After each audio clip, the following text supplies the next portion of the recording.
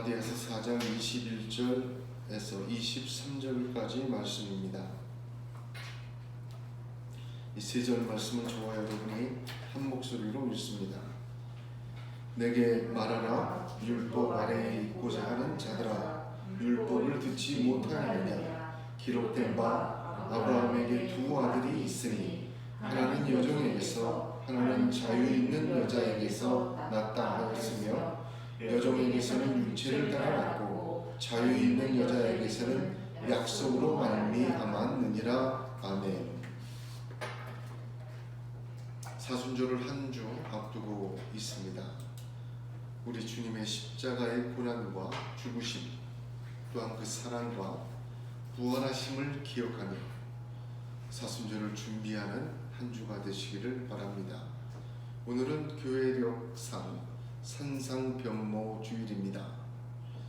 산상변모주일은 공관복음에 모두 기록되어 있는데 주님께서 기도하실 때에 용모가 변하였다고 합니다.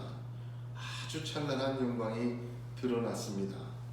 거기에 모세와 엘리야가 나타나 주님과 함께 십자가의 죽음에 대해서 이야기를 나누었다. 성경은 증거합니다. 이 모세는 율법의 대표요, 엘리야는 예언의 대표입니다.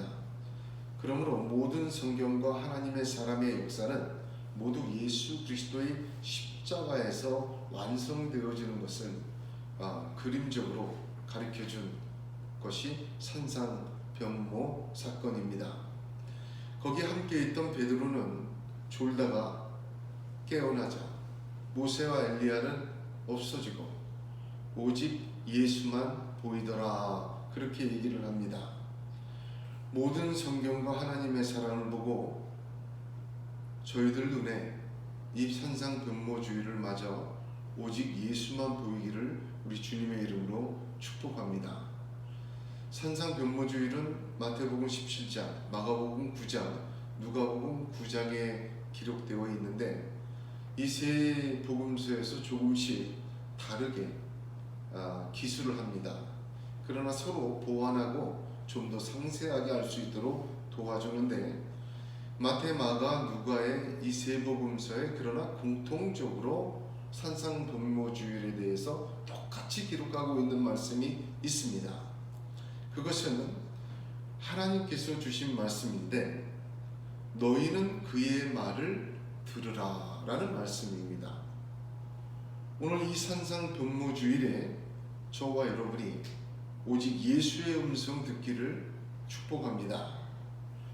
산 아래에서는 귀신 들린 아이를 고치지 못해서 제자들은 당황하고 있었습니다. 실패했죠. 산 위에서는 함께 있던 제자 3명이 모두 졸다가 깨다가 여기에다 초막 셋을 짓겠다고 성경은 그것을 자기가 무슨 말 하는지도 알지 못했다라고 할 정도로 어리석었습니다.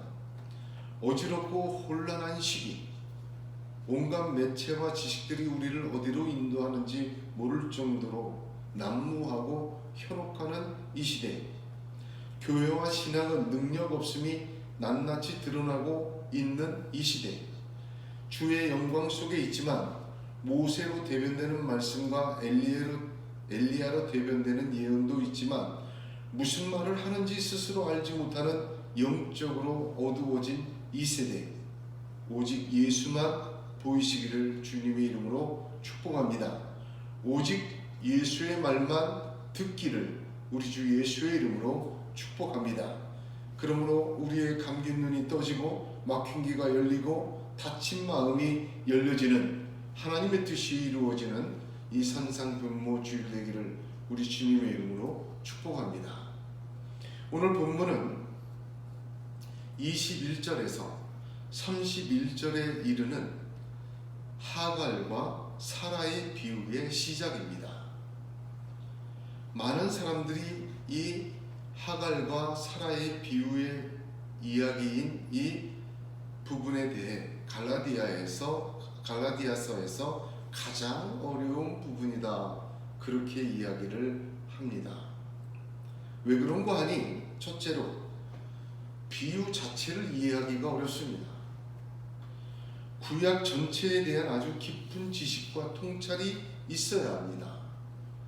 여기 보면 아브라함, 하갈, 사라, 이스마엘, 이삭이라는 사람들에 대한 깊은 이해가 있어야 되고, 또 예루살렘, 위에 있는 예루살렘, 신의 산, 언약, 약속, 조홍, 자유 등과 같은 엄청난 주제들을 이해하고 다루어야 합니다. 이 짧은 21절에서 31절 사이에 구약 전체를 이해해야만 알아들을 수 있는, 이해할 수 있는 아주 깊은 얘기를 사용하기 위해 가장 어렵다고 합니다. 두 번째 이유는, 어렵다는 두 번째 이유는 이 부분이 바울이 논증적으로, 전문적 논증으로 썼다는 것입니다. 이전까지는 세상의 초등학문으로 돌아가지 마라, 나의 자녀들아, 형제들아, 이렇게 권면했어요. 그러나 이 부분은요, 성경을 근거로 아주 깊이 논증합니다. 27절 한번 보겠습니다.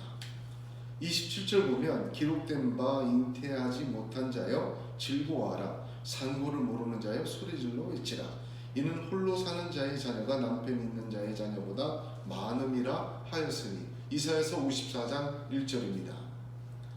무슨 얘기입니까? 사라와 하갈의 이야기를 이사야서 54장 1절로 재해석한 겁니다.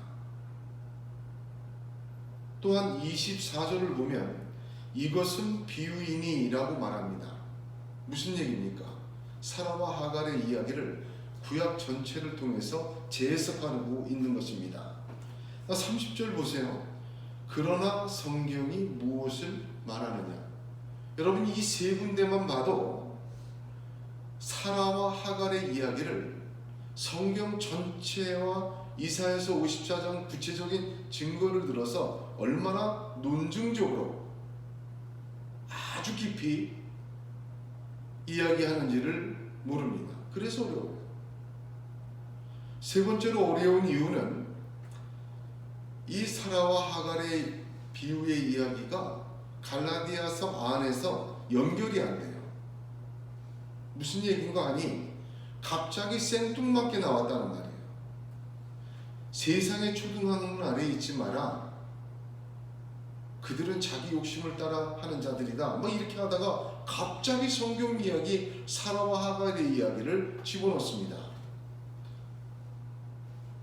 거짓 교사들의 가르침, 다른 복음에 흔들리고 있는 갈라디아 교회에게 나의 자녀들아 라고 개인적으로 친밀히 얘기하다가 그들이 이해하기엔 너무 어려운, 구약 전체를 이해해야만 알 수 있는 이야기를 짧은 속에 논증적으로 말합니다. 여러분, 이 세 가지 이유만 보더라도 한 가지 깊은 생각이 떠오릅니다.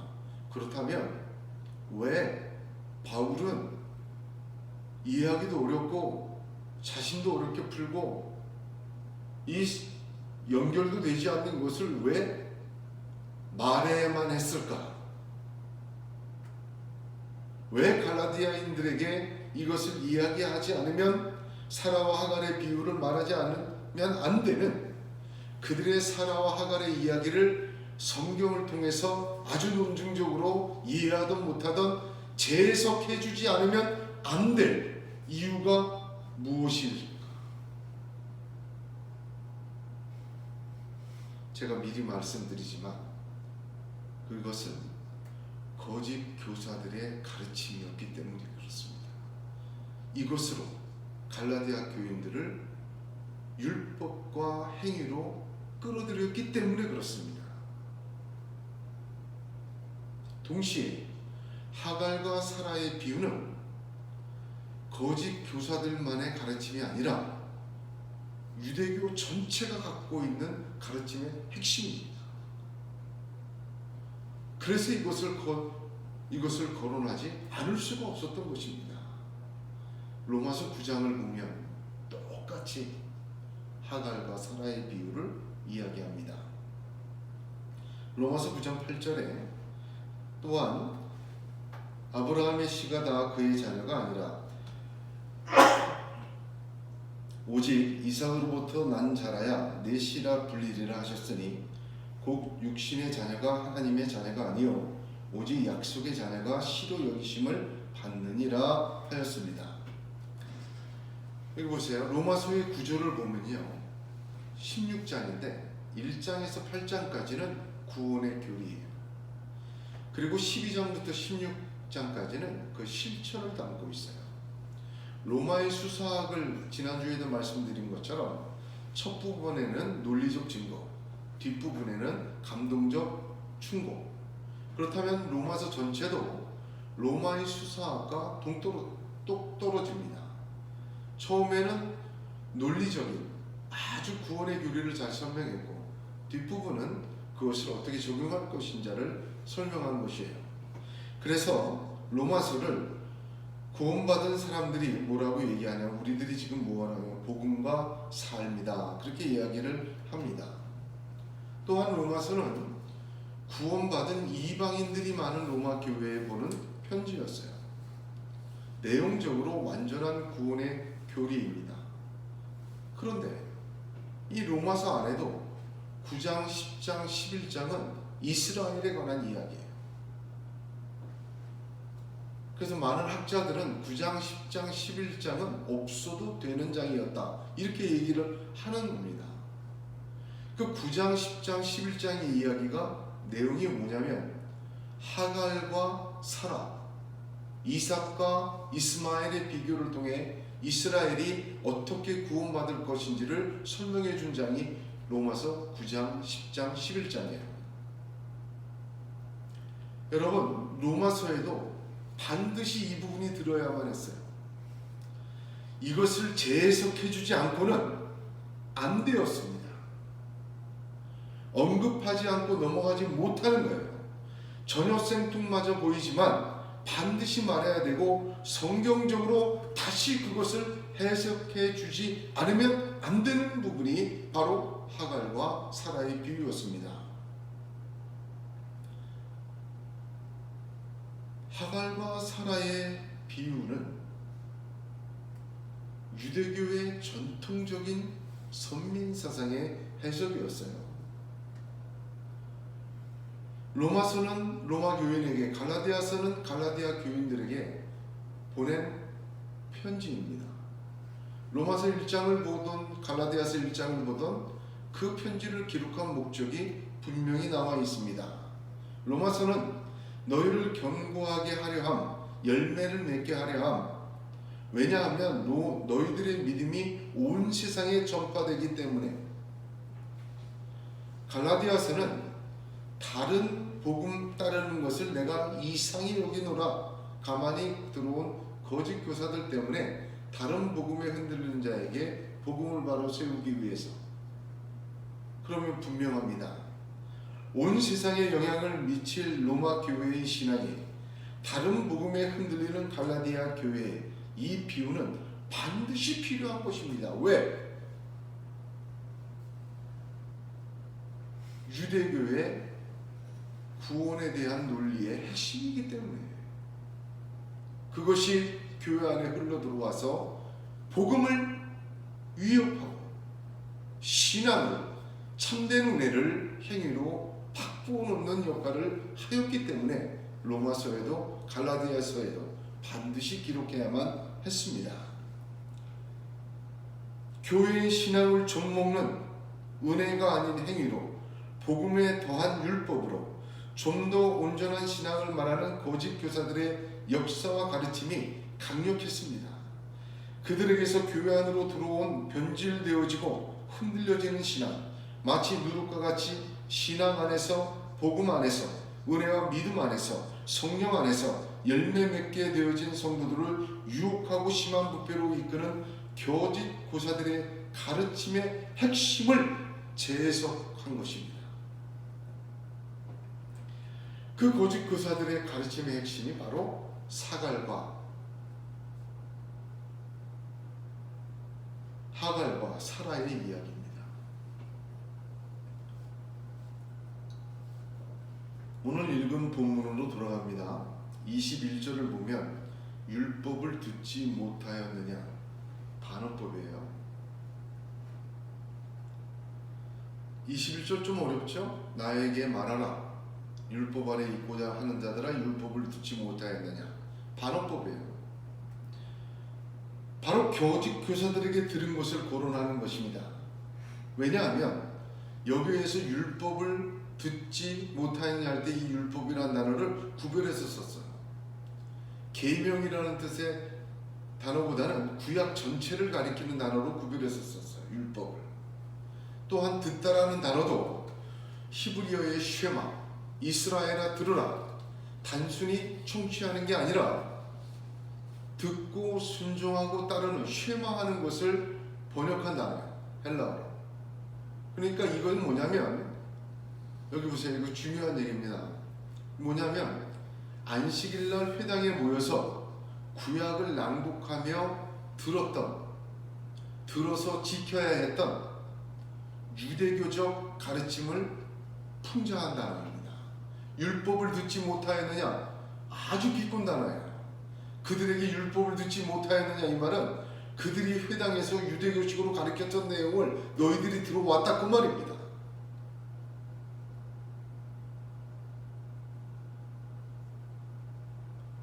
그들이 말한 사라와 하갈의 근거를 가지고 구약을 설명한 가르침을 듣지 못하였느냐 말하는 거예요.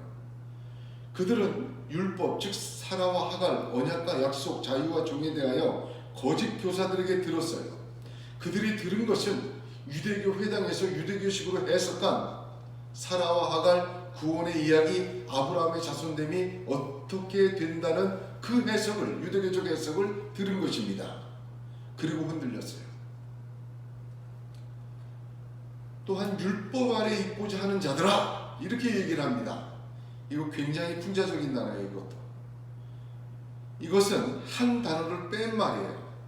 율법 저주 아래에 있고자 하는 자들아, 저주를 뺐어요. 풍자적입니다. 율법은 죄를 낳고 죄는 사망을 낳습니다. 이미 복음으로 그것을 전하고 그들은 알고 믿고 있었어요. 그런데 거짓 교사들에게 유대교적 방식으로 성경을 다시 배웁니다.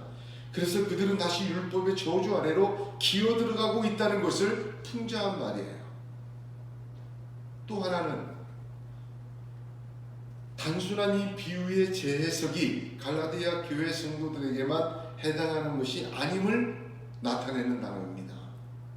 모든 율법 아래에 있고자 하는 자들에게, 예수 믿고 구원받았어요, 복음 안에 있어요, 그러면서도 다시 율법 아래의 저주로 기어들어가려고 하는 모든 자들에게 말하고 있는 것입니다. 거짓 교사들에게 소위 유대인이며 성경 박사며 정말 신앙의 정수라고 말하는 자들의 율법 해석 아래에 있고자 하는 모든 자들을 이야기합니다. 22절과 23절은 어떤 내용이냐면 거짓 교사들의 가르침을 두 절로 요약해버린 거예요. 왜 그런 거 하니? 22절은 기록된 바 이렇게 얘기를 해요. 성경에 기록된 바 이 구절이 없어요.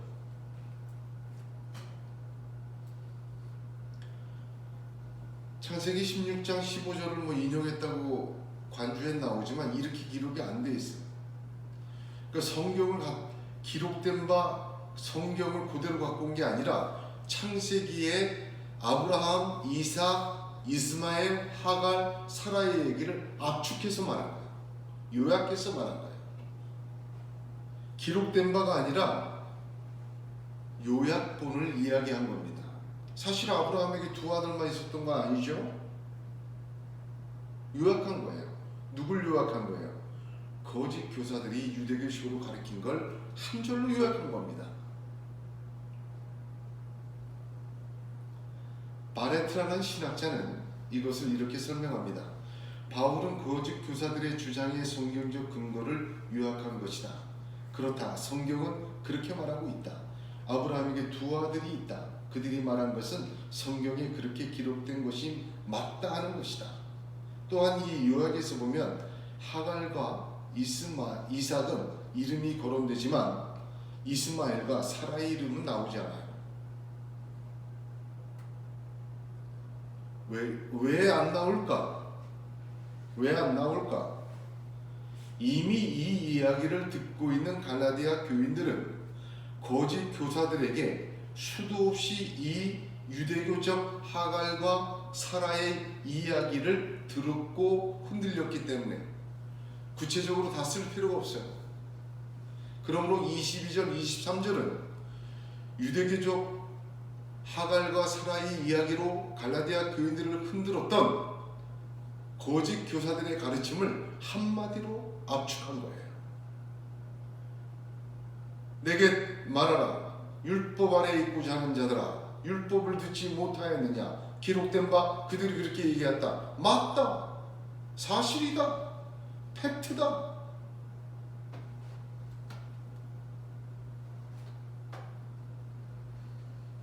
너희가 이것을 들은 것이다.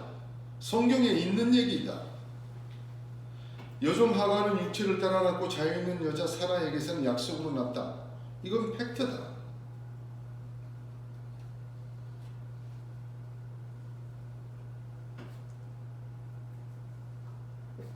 이 세 절이 처음에 얼마나 중요한지 모릅니다. 그들의 거짓 가르침은 다. 이스마엘은 육체를 따라 난 자들을 대표하고 약속을 따라 난 이삭과는 아예 시작부터 출생부터 다르다. 거짓 교사들은 갈라디아 교인들에게 이렇게 말한 것입니다.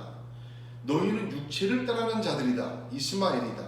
이제 예수 그리스도로 약속으로 난 자들의 가계에 편입되었다. 그러니 약속으로 난 자 이삭에게 주어진 율법과 삶의 방법을 따라야 한다는 말이에요. 이거 유대인의 해석이에요. 그래야 참 아브라함의 자손이 되며 그 아브라함에게 주신 언약과 축복을 누리고 유업을 잊게 될 수 있다는 가르침입니다. 상당히 설득력이 있어요. 엄청난 성경적 근거를 갖고 말하는 것입니다. 한마디로 참 이스라엘 되는 비법, 아브라함의 언약의 자손이 되는 비결, 그것을 하갈과 사라의 이야기로 유대교에서는 강조하고 가르쳐왔어요. 거짓 교사들은 이 유대교적 성경 해석을 가지고 교회 안에 들어온 것입니다. 약속의 자녀는 오직 아브라함과 사람의 아들 이삭. 이방 그리스도인들은 이삭의 자손에서 주어진 모세법에 복종하고 할례를 받지 않으면 그 약속에 아무런 관련이 없다는 것입니다. 매우 설득력 있고 구약을 이렇게 해석한 거예요. 그들의 가르침의 근거는 성경입니다. 그런데 이 가르침은요, 갈라디아에 들어온 거짓 교사들만의 가르침이 아니었어요. 이 가르침은 매우 설득력 있고 보편적인 유대교의 회당적 가르침의 핵심이었어요. 거짓 교사들이 독특한 게 아닙니다. 당시 유대주의자들의 진리에 대한 저술을 보면 이 거짓 교사들의 주장은 수없이 많이 발견되고 있어요. 제가 차차로 조금씩 소개해 줄 거예요. 어떻게 그걸 풀었는지. 랍비들의 경험 모음집, 탈무드, 미드라시, 미시나, 토세프타 등과 같은 구약을 해석한 유대인들의 구약 해석의 수많은 지역에 하갈과 사라의 이야기가 가장 중심으로 가득 차 있습니다. 모든 것을 이렇게 해석해요. 다 아브라함의 시가 아니다.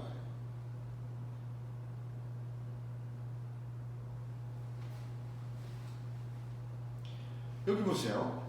거짓 교사들은요, 복음을 구약의 유대교적 해석 방식을 갖고 와서 복음과 구원을 재해석해버린 거예요.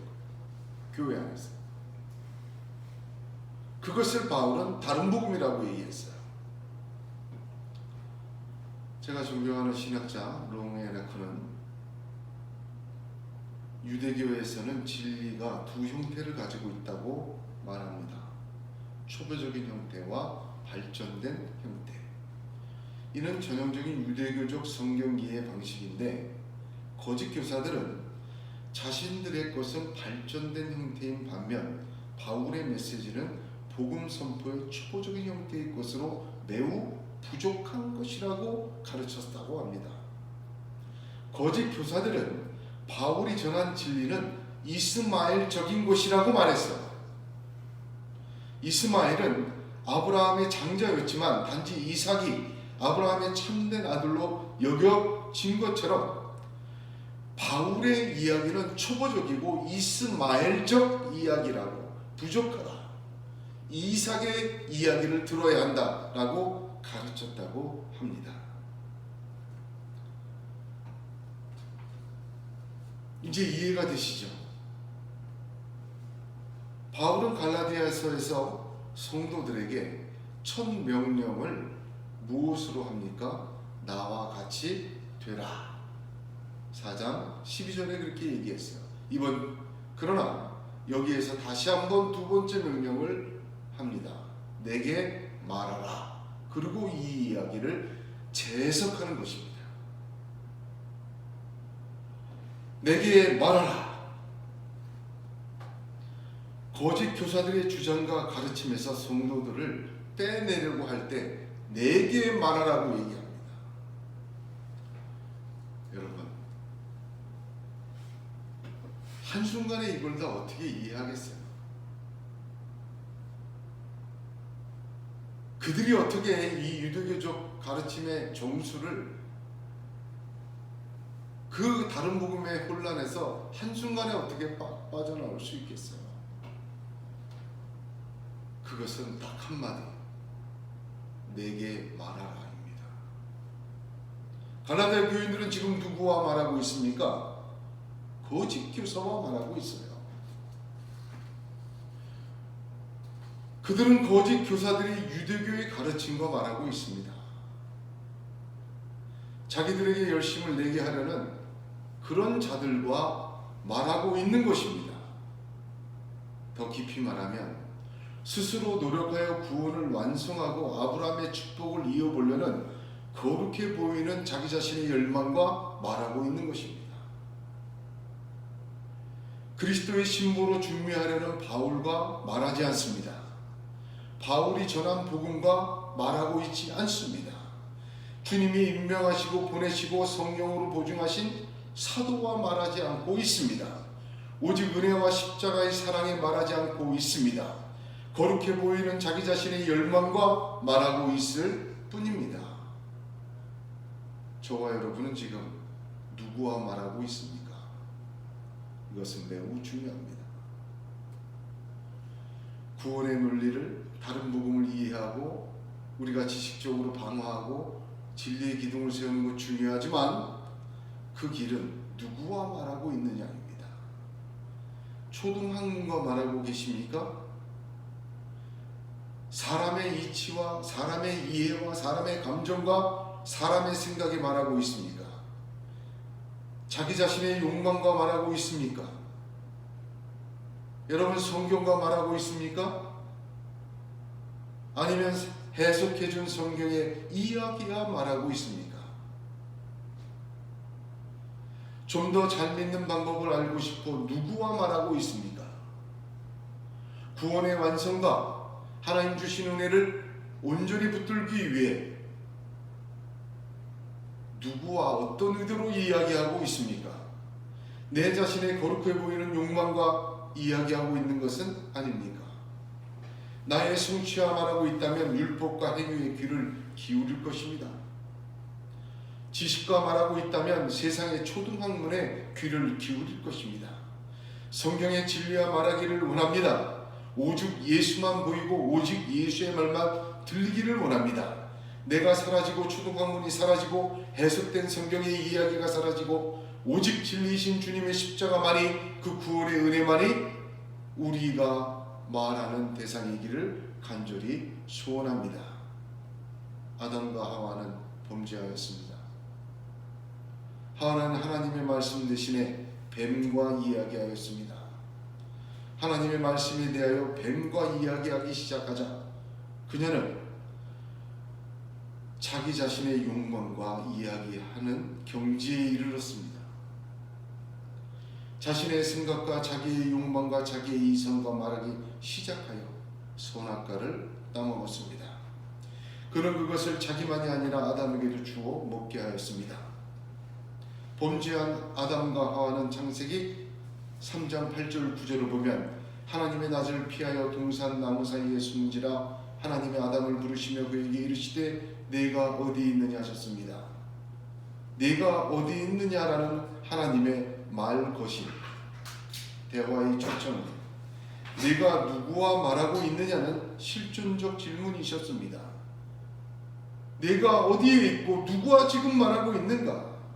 그래서 창세기 3장 9절은 아담을 부르시며 그에게 이르시되 내가 어디 있느냐는 말하는 이야기를 3번이나 강조적으로 반복하고 있습니다. 하나님은 아담에게 말할 것인 것입니다. 나와 말하라. 내게 말하라. 성경에 하나님과 동행하였다는 사람의 이야기가 나옵니다. 제일 처음에 나온 사람은 에녹이에요. 그는 죽지 않고 하나님이 데려가셨습니다. 365년을 살았다고 기록되어 있는데 아마도 저는 그 365일 1년 내내 동행했다는 것 의미로 이해합니다. 에녹은요, 히브리서 11장 5절을 보면 믿음으로 에녹은 죽음을 보지 않고 옮기었으니 하나님이 저를 옮기심으로 다시 보이지 아니하니라. 저는 옮기우기 전에 하나님을 기쁘시게 하는 자라 하는 증거를 받았니라 했습니다. 외경에는 에녹서라는 것이 있어요. 이 예언자입니다. 에녹이 많은 진리를 또 예언을 했다고 합니다. 에녹이 살고 있던 시대는 장수의 시대였어요. 심지어 7대가 함께 생존하고 있는 장수의 시대였어요.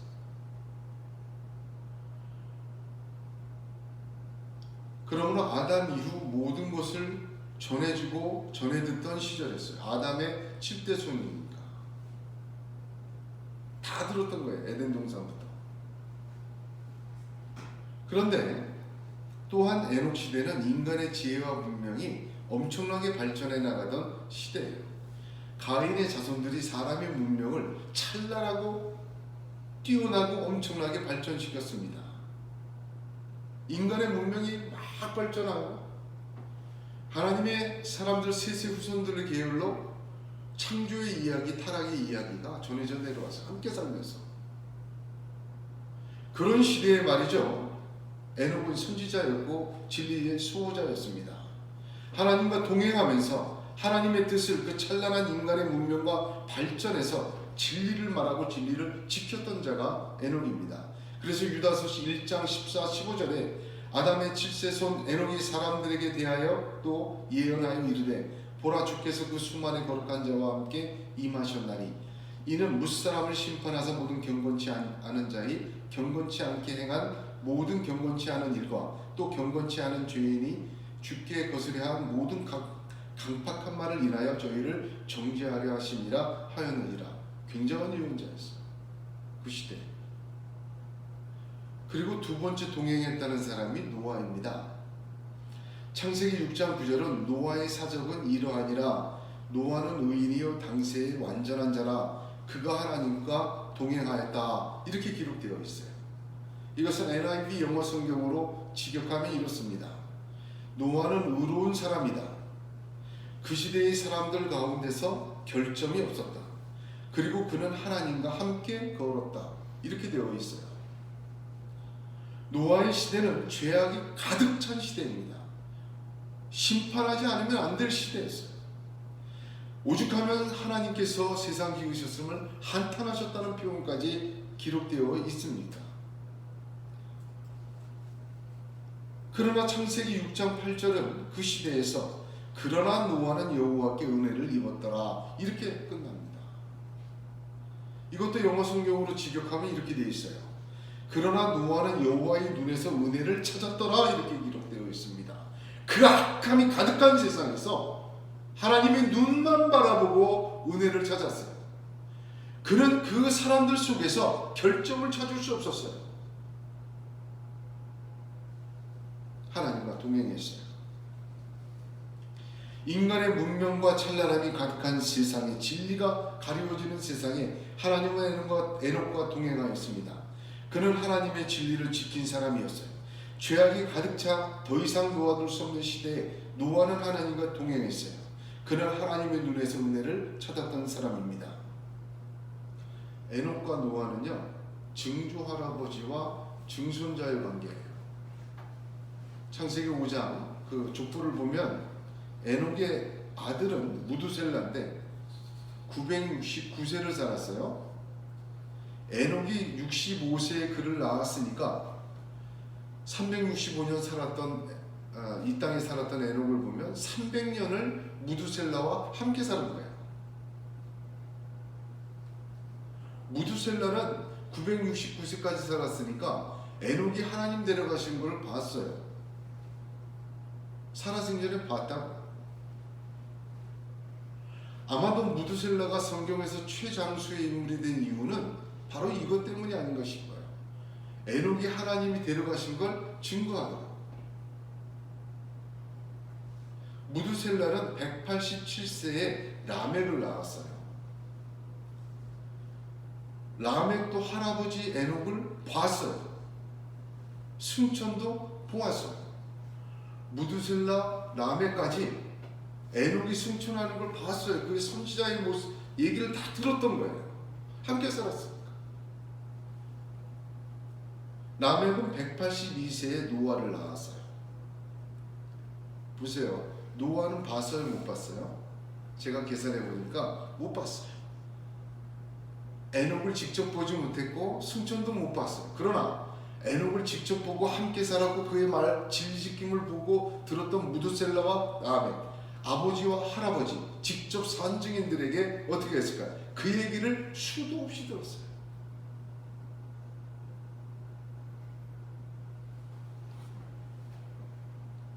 죄악이 가득한 시대에 그가 하나님과 동행한 이유이기도 해요. 아모스 3장 3절을 보면 두 사람이 뜻이 같지 않은데 어찌 동행하겠으며 합니다. 에녹과 노아의 하나님과 동행은 뜻이 같았다는 의미예요. 하나님과 같은 뜻을 가진 것이 에녹과 노아였어요. 그래야 함께 걸을 수 있었던 것입니다. 아무리 세상이 휘황찬란해도 죄악이 가득해 진리가 사라진 것 같아도 진리라는 것 자체가 수치와 조롱을 받는 것일지라 할지라도 산꼭대기에 방주를 짓는 게 왜 짓습니까? 뜻이 같았기 때문에. 여러분, 우리의 뜻이 하나님과 같이 되기를 원합니다. 그 동행하는 이유예요. 내 생각 다르고 하나님 생각 다르고 다른 꿍꿍이가 두 마음을 품고 동행 못해요. 하나님과 뜻이 같아야 동행할 수 있는 것입니다. 그래야 산꼭대기에라도 방주 짓는 거예요. 누가복음 24장 13, 34절을 보면 엠마오로 가는 두 제자의 이야기가 나옵니다. 그 누가복음 24 그 이야기 중에 이 모든 된 일을 서로 이야기하더라. 저희가 서로 이야기하며 문의할 때에 예수께서 가까이 이르러 저희와 동행하시나 저희의 눈이 가리워져 그인 줄 알아보지 못하거늘 예수께서 이르시되 너희 길 가면서 서로 주고받고 하는 이야기가 무엇이냐 하시니 두 사람이 슬픈 빛을 띠고 머물러 섰더라. 27절은 이렇게 또 설명합니다. 이에 모세와 모든 선지자의 글로 시작하여 모든 성경에 쓴 바 자기에 관한 것을 자세히 설명하시더라. 주님은 그 두 제자와 동행하였습니다. 그런데 이 엠마오의 이야기를 가만 보면 동행하기 이전과 동행한 후의 큰 변화는 이야기를 누구와 했느냐가 핵심이에요. 아까 읽어드린 말씀 보면 의외로 성경은 그것을 강조합니다. 이 모든 된 일을 서로 이야기하더라. 그리고 또 반복해요. 저희가 서로 이야기하며 서로 문의할 때 왜 이렇게 자기들끼리 얘기했다는 것을 세 번이나 또 반복을 합니까? 누구와 말하고 있습니까? 서로 이야기하고 서로 문의하고 서로 말하고 있을 때 예수가 옆에 있어도 동행하고 있어도 알아차리지 못해요.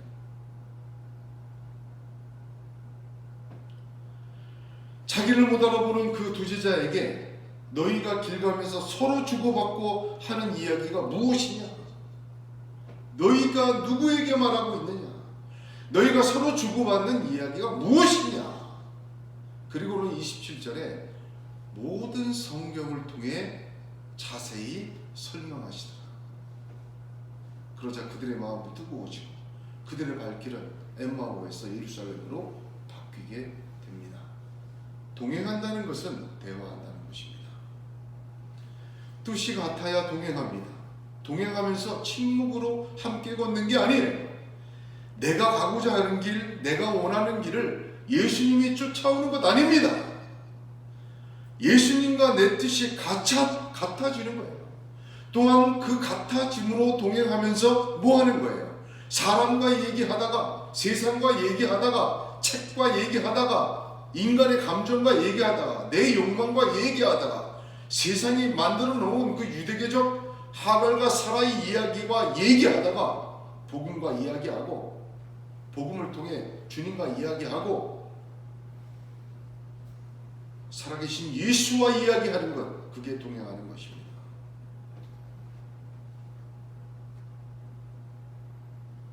성경을 통해 하나님과 이야기하는 거예요. 내 것을, 내 생각을, 내 욕망을 성경을 통해 주님과 말하는 것이에요. 사실 예루살렘에서 엠마오는 성경에 25리라고 특별히 거리가 나와 있어요. 지금으로 따지면 약 10km입니다. 성인 남자가 2시간 많이면 걸을 수 있는 거리예요. 한 번도 안 쉬고도 갈 수 있습니다. 저는 이것을 인생의 길이라고 이해해요. 순식간에 지나갑니다. 인생의 길의 잘못된 방향은 누구와 이야기하느냐에 달려 있습니다. 엠마오로 갈 것인지 예루살렘으로 갈 것인지 서로 주고받든지 성경을 통해 예수와 얘기하든지 거기에 승패가 좌우되는 것입니다. 오늘 저와 여러분 이 말을 깊이 새겨야 합니다. 갈라디아 교인들은 유대교의 회당적 성경 해석을 듣고 참 이스라엘 되는, 참 아브라함의 후손 되는 것을 배우고 흔들리고 다른 복음에 빠졌습니다. 누구와 말해서? 거짓 교사들과 말하고 거짓 진리와 이야기하고 자기 자신의 거룩해 보이는 욕망과 이야기할 때 그들은 엠마오로 가는 두 제자처럼 서로 주고받고 서로 이야기했습니다. 그래서 이 엄청난 하갈과 사라의 비유를 이야기하기 전에 사도는 내게 말하라 라고 시작합니다. 저와 여러분은 지금 누구와 말하고 있습니까? 성경을 가지고도 사도가 전해준 그 말씀과 말해야 합니다. 오직 예수와 말해야 합니다. 하나님과 말하시기를 바랍니다. 에녹과 노아처럼 하나님의 눈에서 은혜 찾으시길 바랍니다. 이 죄악이 관영한 세상에서, 이 인간의 찬란함이 가득한 세상에서 오직 하나님의 눈에서 은혜를 찾고 그와 말하기 시작하시기를 주님의 이름으로 축복합니다. 에스겔 선지자는 16장에서 이렇게 얘기합니다. 내가 네 곁으로 지나갈 때 네가 피투성이가 되어 발짓하는 것을 보고 네게 이르기를 너는 피투성이라도 살라, 다시 이르기를 너는 피투성이라도 살라 하셨습니다. 피투성이가 되어 쓰러져 있는 자에게도 하나님은 동행하고 원하시고 말하기를 원하십니다. 주님은 부자요, 배운 자요, 권력자요, 남부럽지 않은 권세 갖고 있던 니고데모와 이야기하셨습니다. 그러나 남편이 다섯이요 지금 있는 자도 내 남편이 아니라고 하는 한 많은 여인 사마리아 우물가의 여인과도 말씀하셨습니다. 베데스다 연못가에 38년 동안 누워있어 소망이 끊어진 병자와도 말씀하셨습니다. 오늘 주님은 우리에게 묻습니다. 내게 말하라. 저와 여러분이 주님과 이야기하기를 원합니다. 저와 여러분이 성경을 통하여 하나님과 이야기하기를 원합니다.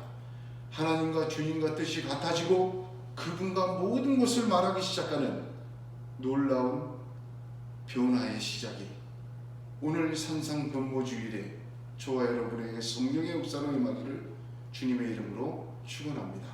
기도하겠습니다. 은혜로우시고